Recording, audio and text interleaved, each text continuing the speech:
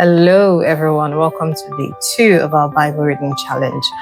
Today we read from Genesis 16 to 28. Here are 3 insights.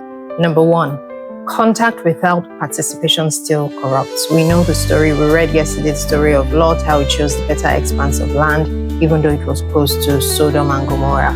And we can clearly see from today's reading that having lived close to and eventually in Sodom, it had begun to change his way of thinking. So even though he was called a righteous man, we can see that his moral compass was already dull.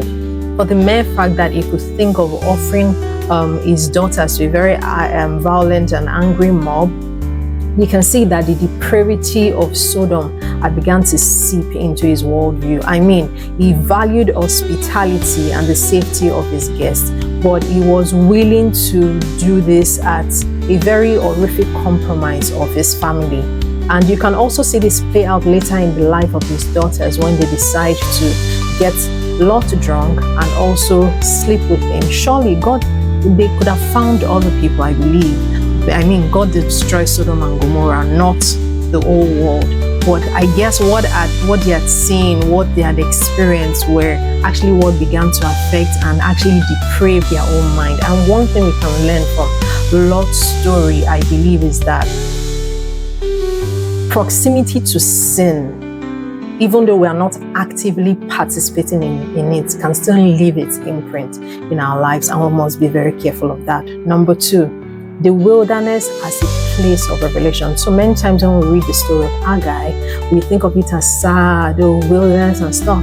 But Haggai has such a revelation of God that she actually was the first person in the whole scripture to give God a name, to name God El Roi, the one who sees me. So I believe something I think we should take home from Haggai's story is the fact that instead of looking at the wilderness as a place of abandonment, a dry and weary place, we should look at it as a place where we can actually get a very deep revelation of who God is.